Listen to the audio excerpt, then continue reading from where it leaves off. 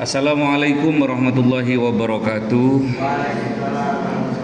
Alhamdulillahirabbil alamin wassalatu wassalamu ala asrafil anbiya'i wal mursalin sayyidina wa maulana Muhammadin wa ala alihi wa sahbihi ajma'in, amma ba'du. Alhamdulillah, pada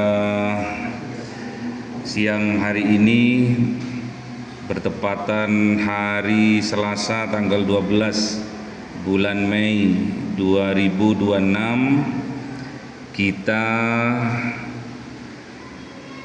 memasuki bab yang kedua dari pemikiran ilmu ekonomi syariah atau Islam.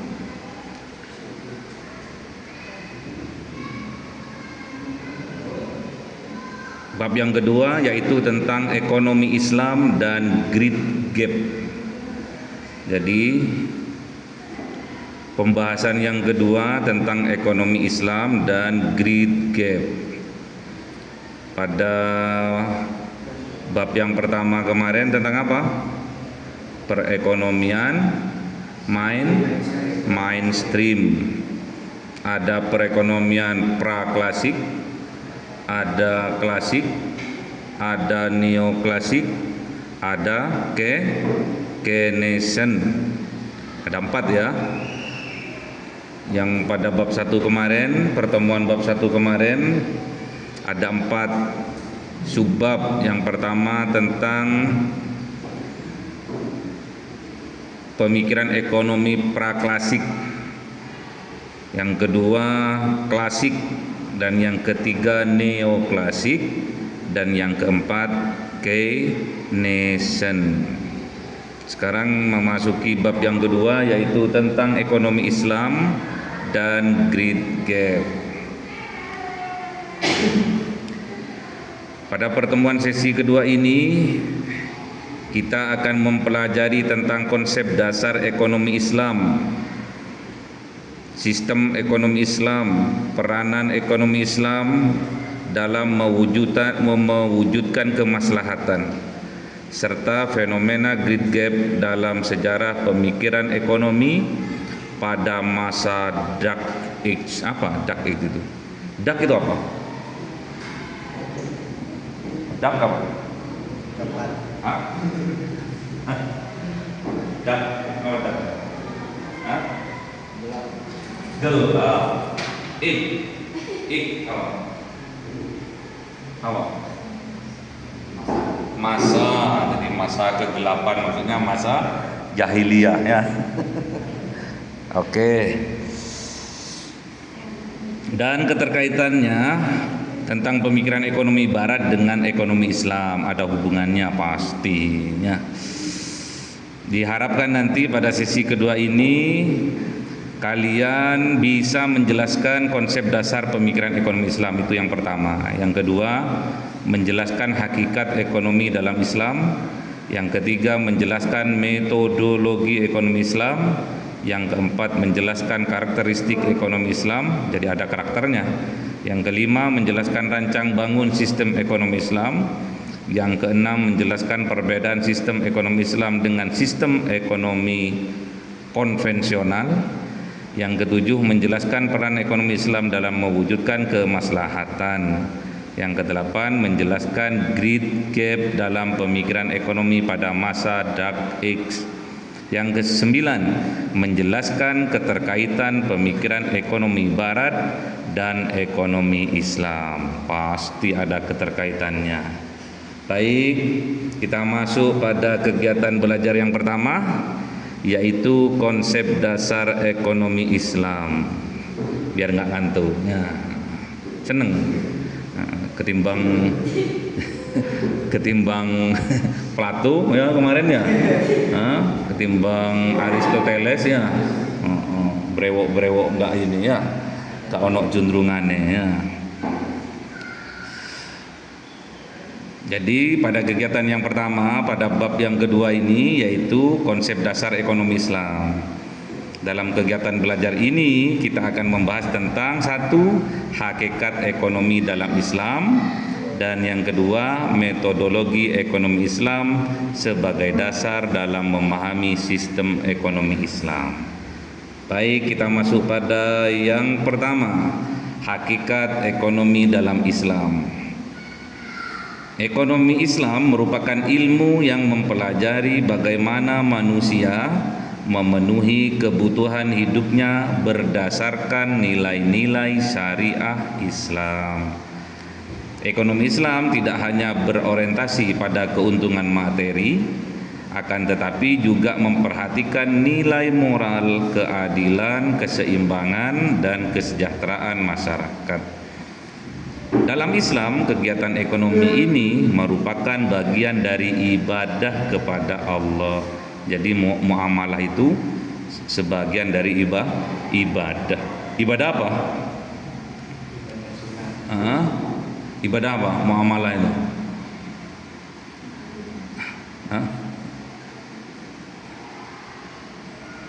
Ibadah apa? Loh, ibadah apa? Muamalah itu. Ibadah apa muamalah itu?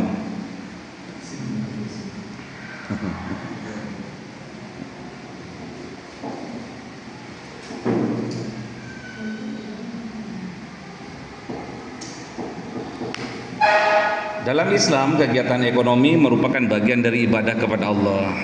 Oleh sebab itu, setiap aktivitas ekonomi harus dilakukan dengan cara yang halal.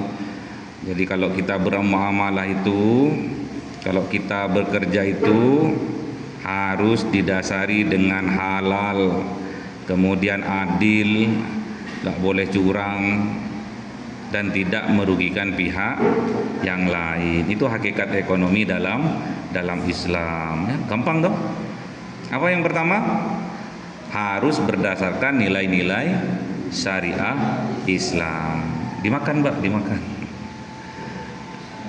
Jadi yang kedua, bukan hanya keuntungan materi, tapi yang diperhatikan dalam ekonomi Islam itu adalah nilai dari moral, keadilan, keseimbangan, dan kesejahteraan masyarakat. Ya. Baik, hakikat ekonomi dalam Islam memiliki beberapa tujuan utama. Yang pertama, ini loh, tujuan ekonomi Islam itu loh, mewujudkan kesejahteraan dunia dan akhirat. Yang kedua, menjaga keseimbangan antara kepentingan individu dan masyarakat. Yang ketiga, menghindari praktek riba, gharar, dan maisir. Yang keempat, menegakkan keadilan ekonomi. Gimana caranya menegakkan keadilan ekonomi ini? Gimana ahli ekonom ini? Calon ahli ekonom semua. Gimana cara menegakkan keadilan itu? Dalam berekonomi harus ada harus ada pemerintah pemerataan ekonominya.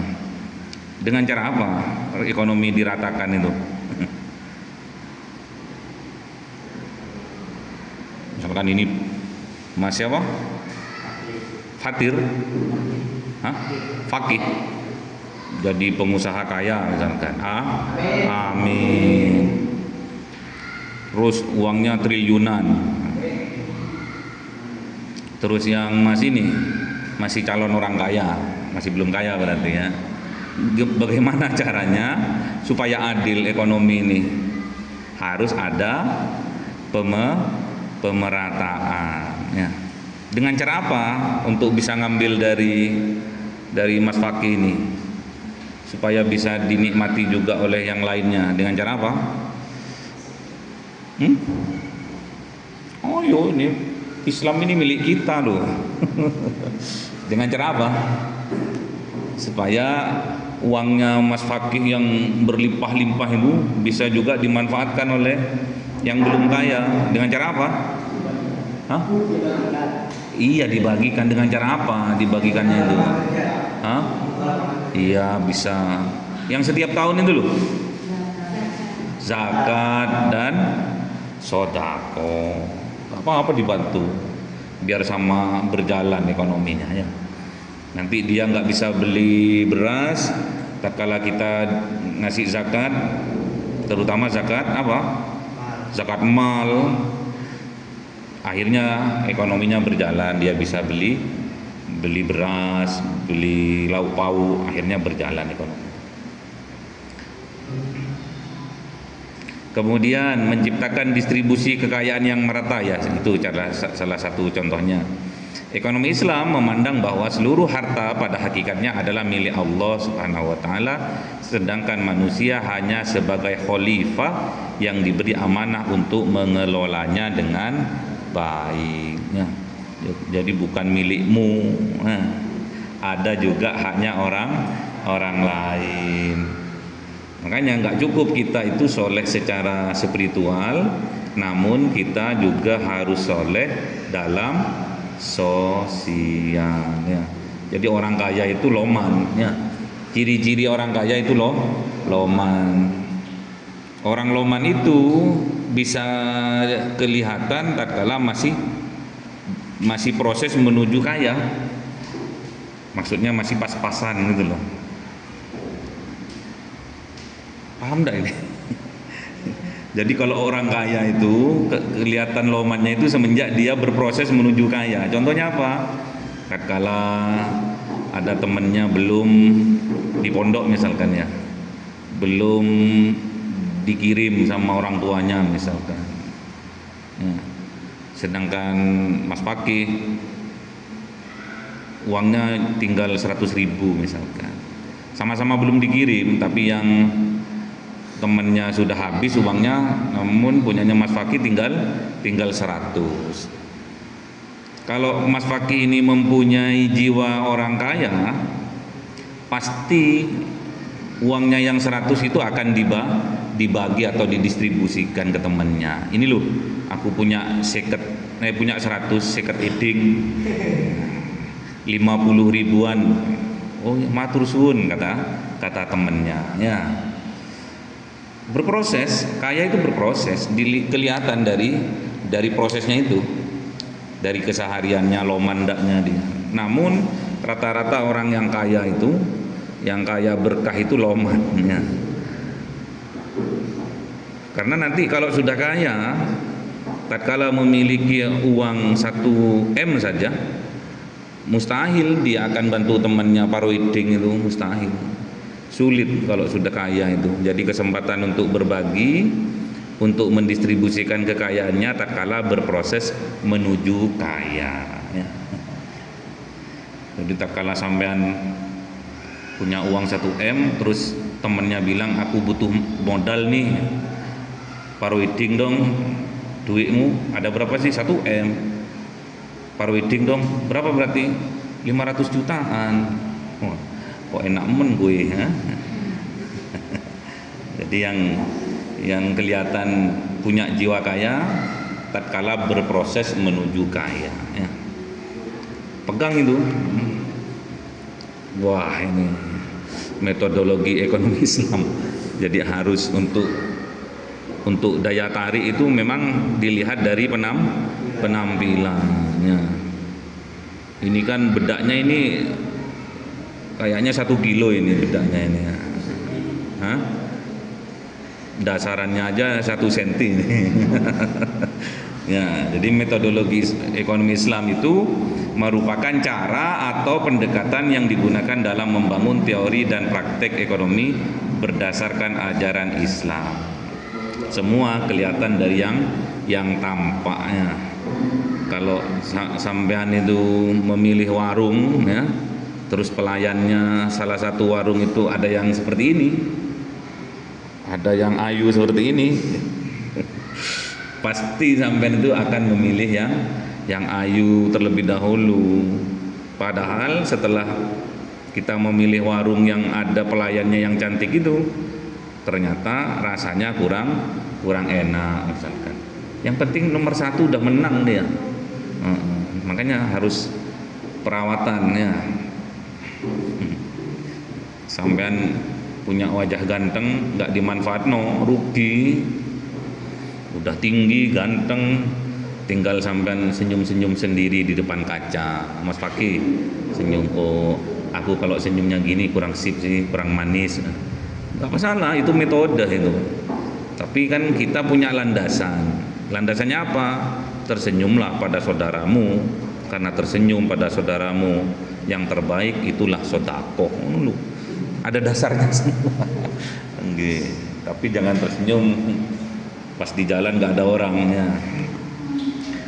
Sumber utama ekonomi Islam terdiri dari 5. Yang pertama Al-Quran, yang kedua hadis atau sunnah, yang ketiga ijma, yang keempat qiyas. Sebetulnya 4, namun sekarang karena sudah pintar semua nggak tahu ya. Jadi ada mujtahid ya, ada ijtihad para ulama. Metodologi ekonomi Islam menggabungkan antara nilai wahyu dan pemikiran rasional manusia. Jadi antara keimanan dan kecerdasan otak itu dipadukan. Oleh karena itu ekonomi Islam bersifat normatif sekaligus praktis ya. Jadi kalau selama pemikiran cerdas kita itu tidak berbenturan dengan Al-Quran, terutama kita gaspol ya. Yang penting Al-Quran sudah ya. Al-Quran tidak menabrak Al-Quran, praktek ekonomi yang kita lakukan gaspol, bismillah sudah ya. Yang penting gak menabrak agama, gak menabrak Al-Quran, gak menabrak hadis. Ciri-ciri metodologi ekonomi Islam antara lain 1. Berlandaskan tauhid, keimanannya. 2. Mengutamakan keadilan. 3. Memperhatikan kemaslahatan umat. Yang keempat, menghindari eksploitasi ekonomi. Dan yang kelima, mengintegrasikan nilai moral dan ekonomi. Jadi nggak bisa lepas dari nilai-nilai syariah Islam. Kita berekonomi itu tidak bisa lepas. Kita masuk kegiatan belajar yang kedua. Senyumnya tambah manis ini ya. Sekarang masuk kepada sistemnya ya. Sistem ekonomi Islam. Dalam kegiatan belajar kedua ini kita akan membahas tentang rancang bangun sistem ekonomi Islam, perbedaan sistem ekonomi Islam dengan sistem ekonomi konvensional atau lainnya, serta peran ekonomi Islam dalam mewujudkan kemaslahatan. Baik, kita akan masuk pada rancang bangun sistem ekonomi Islam.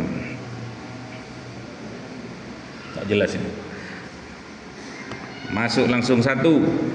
Fondasi atau dasar filsafat ekonomi Islam. Fondasinya apa ekonomi Islam itu? Ekonomi Islam dibangun atas prinsip-prinsip dasar berikut. Yang pertama tauhid, yang kedua khalifah, yang ketiga keadilan, yang keempat kebebasan yang bertanggung jawab. Jadi ada 4 fondasi ekonomi Islam. Yang pertama adalah tauhid. Seluruh aktivitas ekonomi harus berlandaskan keimanan kepada Allah Subhanahu wa taala. Jadi tatkala kita sukses, kita tidak gampang untuk menyombongkan diri kita ya. Kalau kita sukses dulu, dan tatkala kita jatuh, kita tidak mudah berputus asa ya. Terus ekonomi harus dikelola, pengelolanya namanya khalifah. Siapa itu? Manusia yang bertugas mengelola sumber daya ekonomi secara bertanggung jawab. Manusia yang bagaimana? Yang beriman kepada Allah ya. Bahaya kalau tidak beriman, bisa mufsidun, bisa merusak nanti. Terus keadilan ekonomi Islam menekankan pemerataan dan keadilan sosial. Benar tadi sudah dicontohkan, salah satunya dengan berzakat dan bersedekah. Dan yang keempat, kebebasan yang bertanggung jawab. Setiap individu memiliki kebebasan ekonomi selama tidak melanggar syariat Islam. Wajib bermuamalahnya untuk memenuhi keluarga ya, harus kita bekerja ya. Namun bekerja harus berlandaskan prinsip-prinsip ekonomi. Paham ya? Ada berapa? Ada 4 ya. Gampang kok. Sudah tak ringkas-ringkas. Ketimbangan tuh.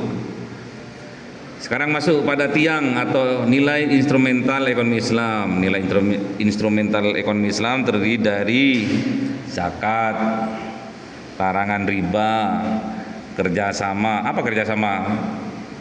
Kalau kerjasama, bahasa muamalahnya apa? Syarikat. Hah? Syarikat. Anunya, sistemnya apa namanya? Musyarakah. Oke. Jaminan sosial, kemudian bagi hasil ya. Makanya kalau kalian mau buka usaha itu kalau bisa tidak sama dengan temennya ya.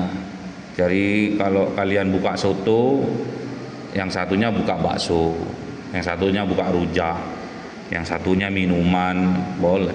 Ada tadi ada ketan duren, enak ya. Nilai-nilai tersebut berfungsi menjaga keseimbangan ekonomi dalam masyarakat ya. Oke. Terus ada atapnya juga, tadi tiangnya, sekarang ada atapnya ekonomi Islam itu. Tujuan akhir ekonomi Islam adalah terciptanya falah. Apa itu falah? Menang, beruntung ya. Apa itu? Kebahagiaan dan kesejahteraan dunia serta akhirat.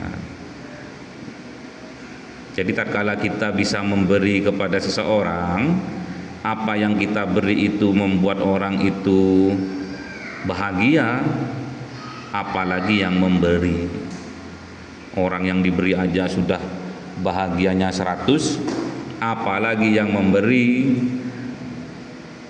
Betapa bahagianya yang memberi tatkala pemberiannya itu betul-betul tepat sasaran, betul-betul bermanfaat dan dimanfaatkan. Jadi ekonomi Islam juga bertujuan mewujudkan masyarakat yang adil, makmur, bermoral dan sejahtera. Jadi tidak ada kecemburuan, tidak ada apa itu namanya itu, yang satu tinggi, yang satu rendah, yang satu kaya raya, yang satu miskin, apa namanya, kesenjangan sosial. Oke, sudah masuk ke poin berikutnya. Perbedaan sistem ekonomi Islam dengan sistem ekonomi lainnya atau konvensional. Kenapa saya kok memilih cewek di depan cermin? Kenapa? Hah? Biar nggak ngantuk. Nunggu sampean itu di luar itu kayaknya itu. Tadi kok dapat ini. Tadi gambarnya itu yang Yunani gunung gitu loh, tak hapus, tak ganti kayak gini. Ketimbang ngantuk gini nantinya. Apa perbedaannya? Yang pertama dilihat dari sistem ekonomi Islam. Sistem ekonomi Islam berlandaskan Al-Quran dan hadis serta mengutamakan keadilan, keseimbangan, kesejahteraan dan kesejahteraan bersama. Ciri-ciri ekonomi Islam tadi sama ya, larangan riba, sistem bagi hasil. Apa sistem bagi hasil itu di dalam Islam? Diperbolehkan enggak itu? Apa contohnya? Akadnya, akad apa? Bagi hasil, nanti hasilnya 50-50 ya. Itu akadnya apa? Akadnya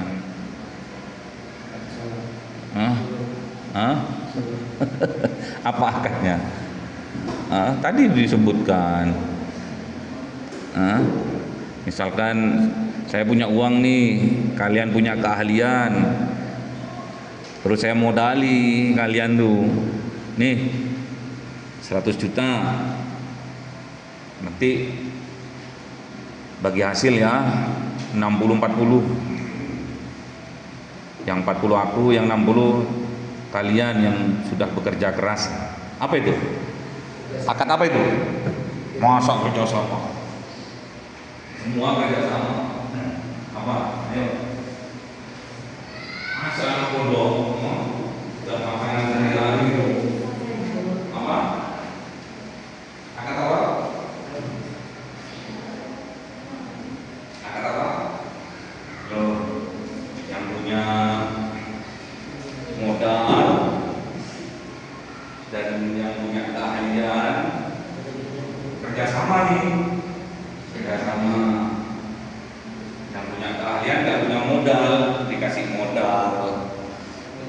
Mudharabah. Pinter itu loh.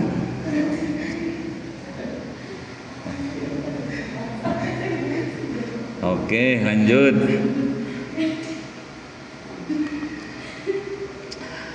Yang kedua, sistem ekonomi kapitalis. Nah, itu ciri-cirinya. Bedanya tadi kalau sistem ekonomi Islam ada larangan riba bagi hasil, keadilan distribusi, kepemilikan pribadi diakui dengan batas tertentu, mengutamakan kemaslahatan umat. Nah, sedangkan sistem ekonomi kapitalis ini menekankan kebebasan individu dalam memiliki modal dan menjalankan usahanya. Ciri-cirinya apa? Kepemilikan individu sangat dominan. Jadi apa nanti sistemnya? Kalau suatu usaha hanya didominasi oleh satu orang saja, nanti masuk ke sistem apa itu? Sistem apa? Jadi misalkan usaha apa di sini, ayam petelur misalkan. Jadi ada orang buka kandang ayam petelur, isinya 1 juta. Kemudian orang sekitar ngambil atau beli telurnya untuk diperdagangkan dari orang yang mempunyai 1 juta ekor ayam petelur. Kemudian dikuasai nih, harga itu dikuasai. Oh, telur 1 kilo yang biasanya 15.000 menjadi 30.000 misalnya. Apa itu namanya? Yang saya lakukan yang menguasai lebih dominan usaha yang ada di sebuah daerah itu namanya sistem saya itu sistem apa?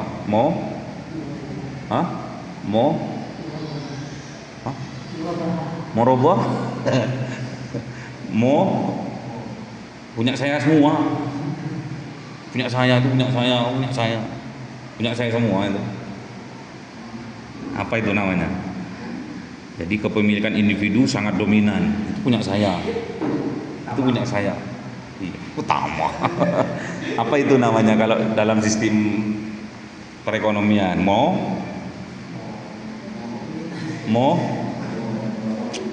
Gimana sih? Apa sih?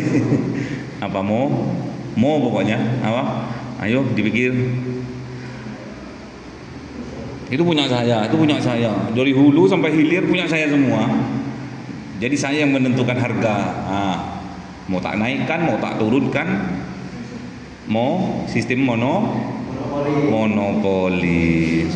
Keperucut saya no. Sebetulnya tetap ya.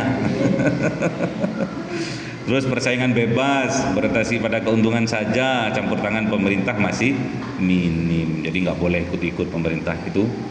Boleh ikut-ikut tapi minim-minim saja, cuma mengesahkan aja.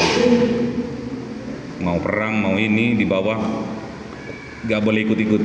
Yang ketiga, sistem ekonomi sosialis. Sistem ekonomi sosialis menekankan penguasaan negara terhadap alat-alat produksi. Ciri-ciri sosialisme: 1, kepemilikan negara dominan.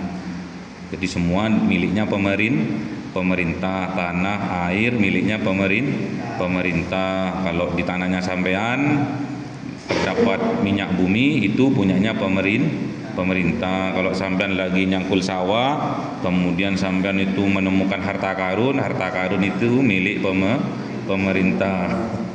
Sampean nyangkul sawahnya sendiri, kemudian nemu emas 1 kilo, itu kalau nggak dilaporkan sampean tuh kena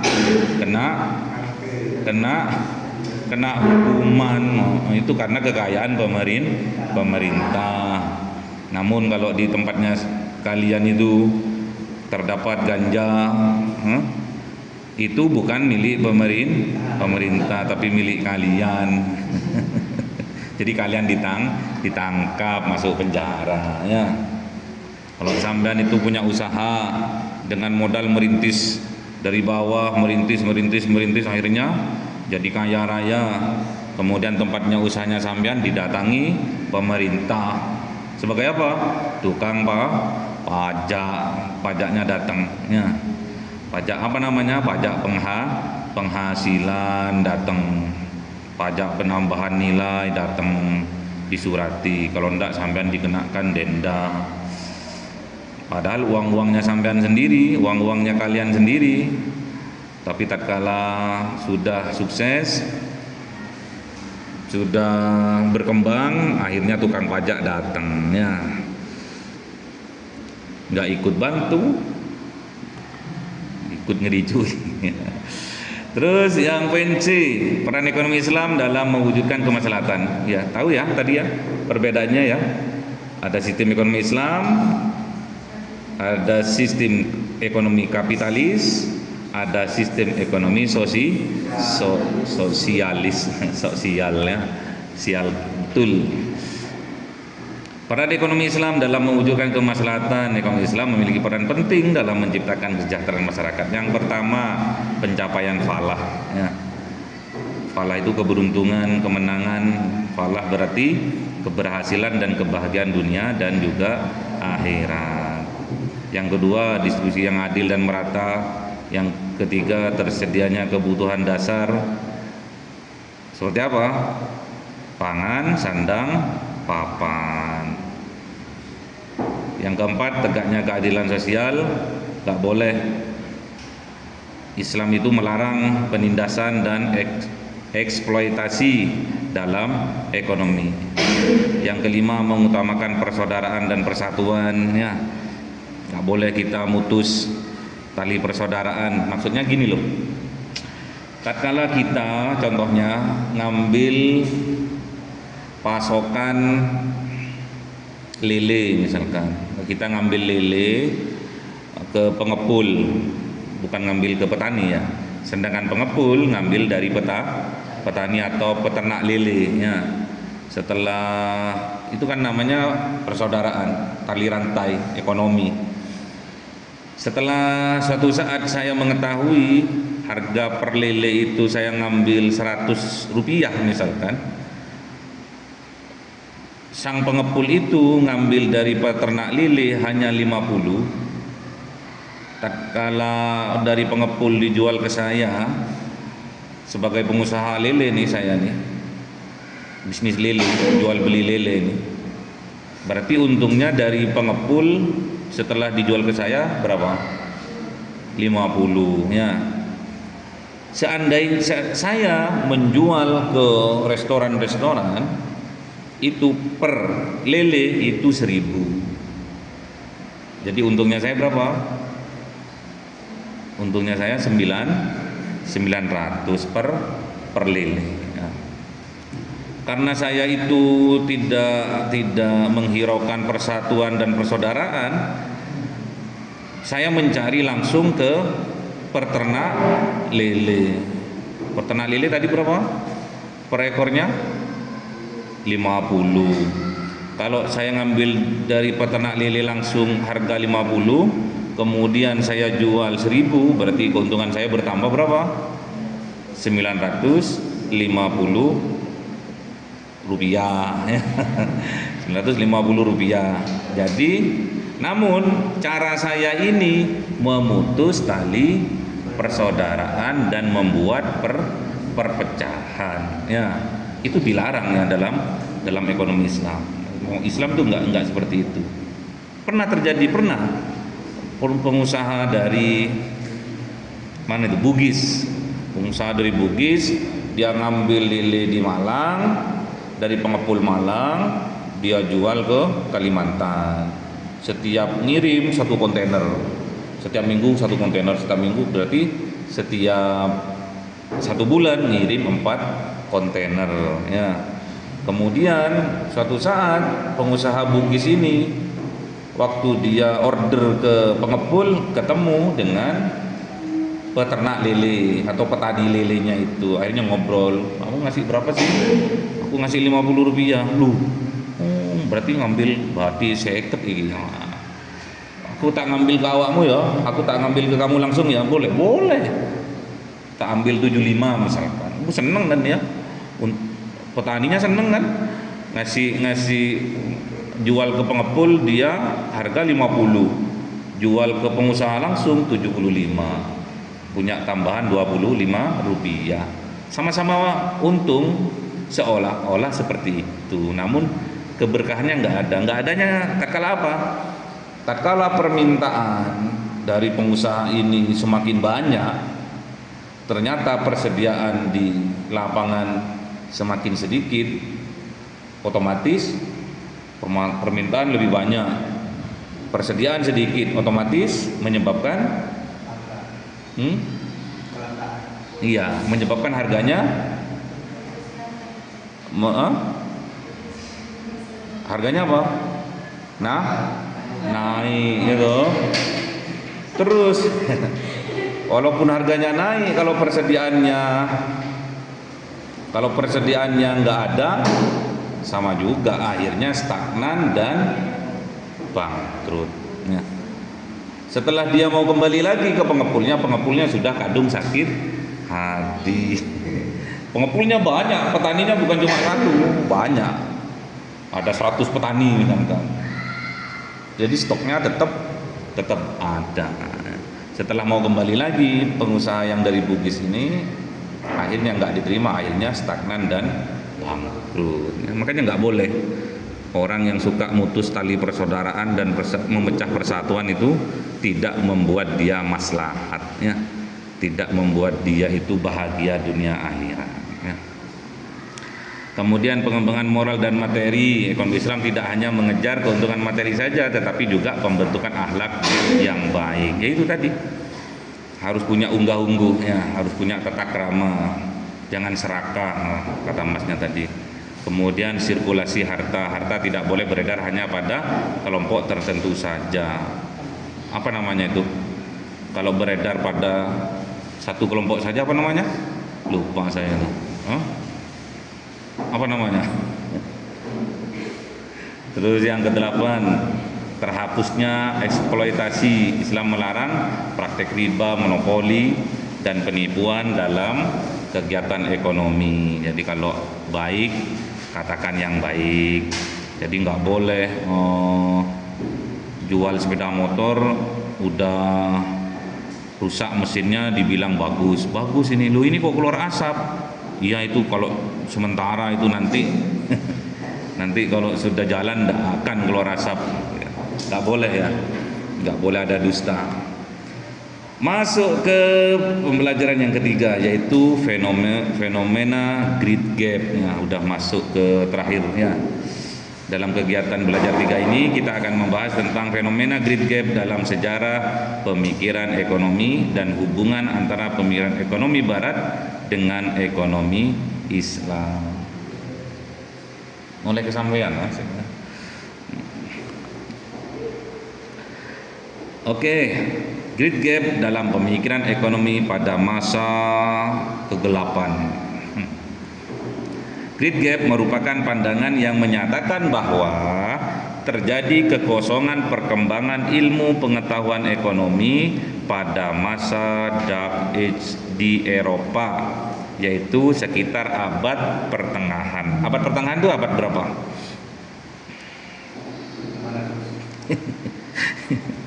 Ya, pinter. Dari 1000, ya.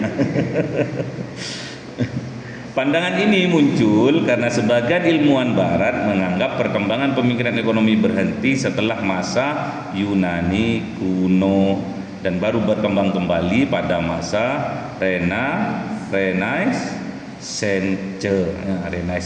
Ya.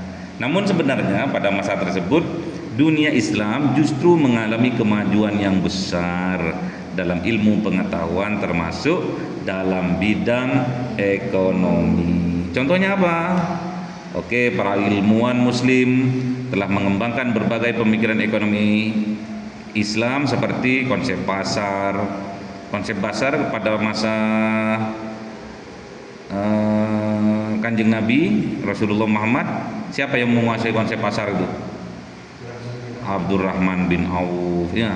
Harga yang adil, larangan riba, perdagangan internasional, peranan negara dalam ekonomi udah terjadi di kota apa? Di kota apa ini? Masa Kanjeng Nabi ini di kota apa ini? Madinah. Pinter, ya. Ini contoh tokoh-tokoh Tokoh-tokoh ekonomi Islam pada masa itu antara lain Abu Yusuf. Abu Yusuf itu lahir 1013 Hijriah dan wafat 1082 Hijriah. Umur berapa berarti? Nah? Umur berapa? Umur berapa yuk?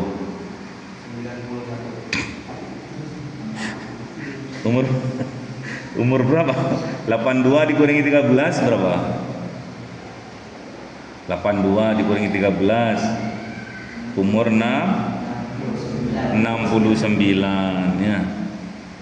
Terus Imam Ghazali yang terkenal dengan kitabnya yang berjudul Ihya Ulumuddin, lahir 450 Hijriah dan wafat 505 Hijriah. Berarti umur berapa? Hah? 55, masih muda ya, tapi kitabnya luar biasa. Kitabnya luar biasa, fenomenalnya. Kemudian Ibnu Taimiyah lahir 661 Hijriah dan wafat 728 Hijriah. Umur berapa?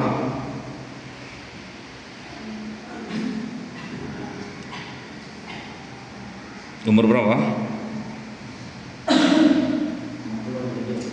Hah? 60 berapa? Betul. Berapa? 67 nggih. Terus yang terakhir Ibnu Khaldun lahir 1332, wafat 1406. Umur berapa berarti? Umur berapa? Hah?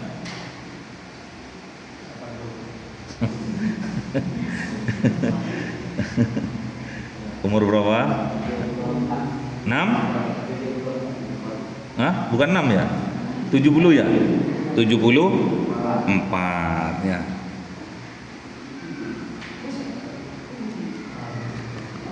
Oke, kita masuk ke poin B yang terakhir, yaitu tentang pemikiran ekonomi barat dan Islam. Pemikiran ekonomi barat yang modern memiliki keterkaitan dengan pemikiran ekonomi Islam. Banyak konsep ekonomi yang berkembang di barat sebenarnya telah lebih dahulu dibahas oleh para ilmuwan muslim. Contohnya konsep mekanisme pasar, pembagian kerja, perdagangan internasional, fungsi uang, pajak, dan keuangan negara. Perbedaan utama antara ekonomi barat dan ekonomi Islam terletak pada dasar nilainya. Ekonomi barat umumnya bersifat sekuler dan berorientasi pada material saja, sedangkan ekonomi Islam berlandaskan pada wahyu dan memperhatikan aspek spiritual, moral, dan sosial. Sekarang latihan soal. Ayo Mas, jawab Mas. 1.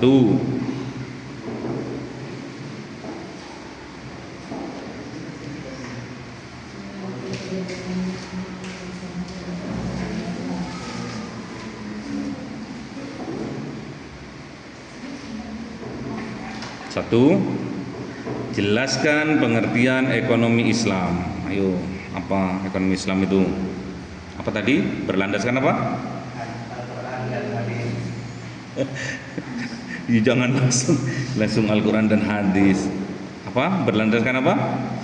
Syariat Islam. Yang kedua berlandaskan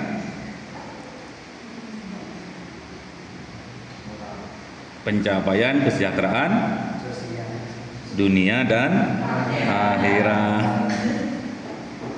Kemudian ekonomi Islam memperhatikan aspek apa aja? Moral, keadilan, dan kemaslahatan umat. Jadi kalau dirangkum gimana? Jelaskan pengertian ekonomi Islam. Ekonomi Islam adalah ilmu yang mempelajari kegiatan ekonomi yang berlandaskan Al-Quran dan hadis dengan tujuan mencapai kesejahteraan dunia dan akhirat melalui prinsip keadilan, keseimbangan dan kemaslahatan umat. Kemudian sebutkan sumber utama metodologi ekonomi Islam. Al-Quran dan hadis. Ada selanjutnya ijma' dan qiyas. Dan yang terakhir sekarang ijtihad. Pinter gitu loh.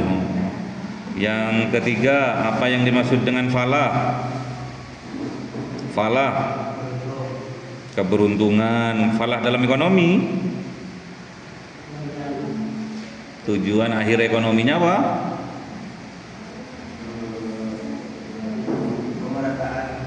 Tujuan akhir ekonominya apa, Pak? Kesejahteraan dunia akhirat, ya, kemaslahatan dunia akhirat. Yang keempat, jelaskan perbedaan sistem ekonomi Islam dan kapitalis. Apa perbedaannya? Kalau ekonomi Islam berdasarkan apa? Berdasarkan apa ekonomi Islam? Apa perbedaan ekonomi Islam dan kapitalis? Kalau ekonomi Islam berdasarkan syariah Islam dan mengutamakan keadilan, kesejahteraan dan kemaslahatan umat. Kalau kapitalis berlandaskan kebebasan individu dan orientasi pada keuntungan saja.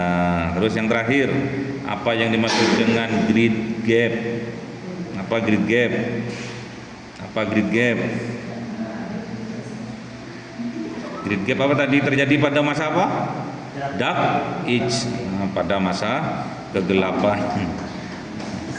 Apa maksudnya? Great gap adalah pandangan yang menyatakan adanya kekosongan perkembangan pemikiran ekonomi di mana? Di Eropa. Padahal pada masa itu sebetulnya sudah berkembang. Apa yang berkembang? Ekonomi syariah. Oke, lanjut. Tes formatif pilihan ganda. 1. Dasar utama ekonomi Islam adalah tauhid. Pinter. Yang kedua, sistem ekonomi Islam melarang praktek riba. Pinter ngono lho. Tujuan akhir ekonomi Islam adalah falah. Yang keempat, tokoh ekonomi Islam yang terkenal dengan teori asabiyah. Siapa yang tahu ini? Ibnu Khaldun. Pintar. Walaupun nggak diterangkan, pintar dia. Terus yang terakhir, great gap terjadi pada masa apa?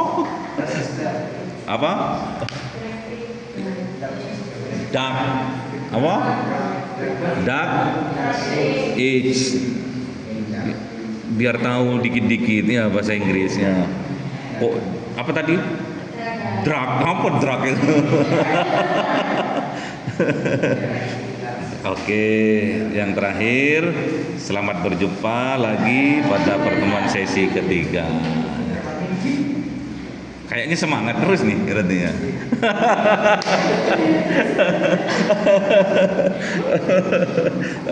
Terus ya? Seneng ya?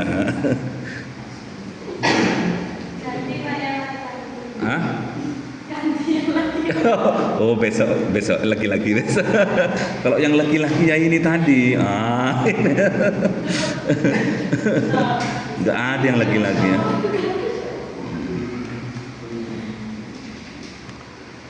Oke, sudah nggak ada ini ya, nggak ada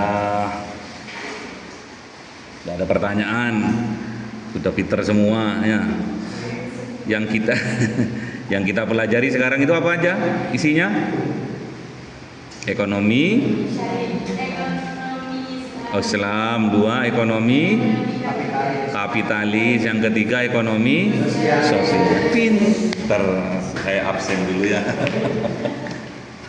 Pinter. Mana pulpennya Mas? Pinjem Mas.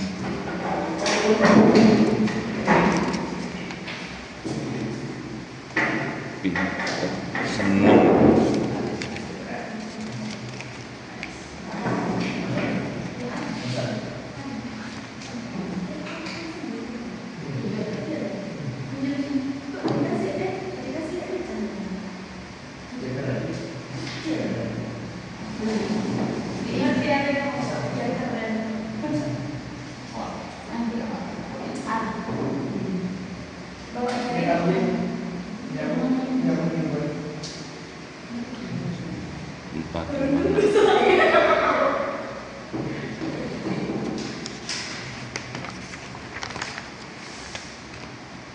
Ahmad Muzaki,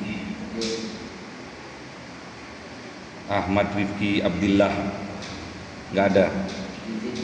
Fakih ada. Henriku Muarif, kemana ini? Rifki Ansori,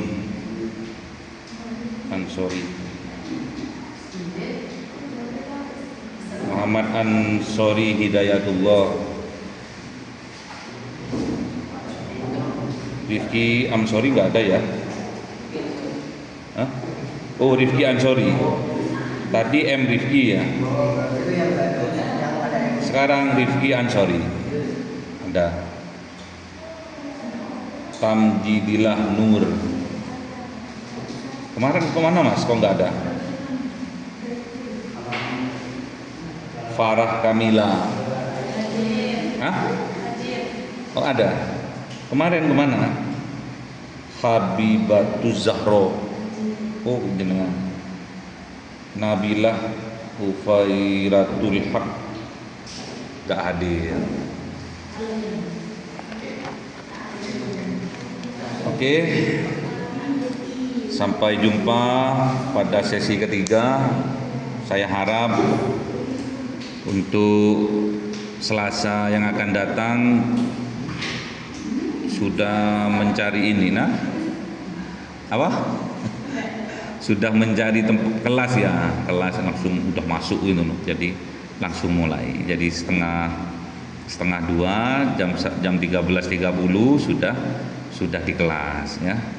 Terus bisa saja besok saya rapel dari dua modul 3 dan modul 4 saya rapel.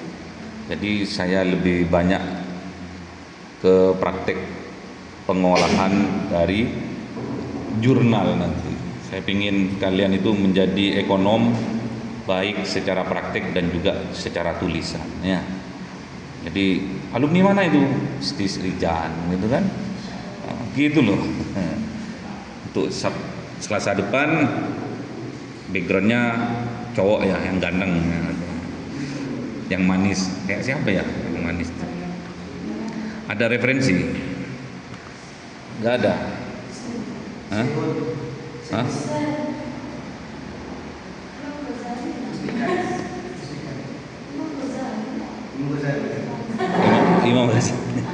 Imam Ghazali. Oh, kalau SL nggak ada sinyalnya. Sini. Terus coba saya lihat dulu ya.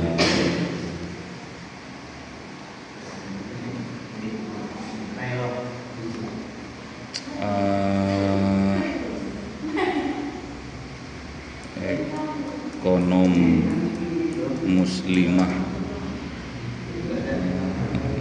tampan. Coba ya.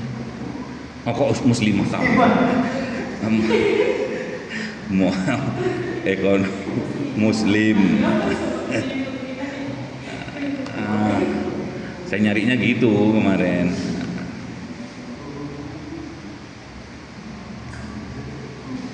Itu kan nggak ada kan, mirip-mirip Mas Fakih tok ini, kan?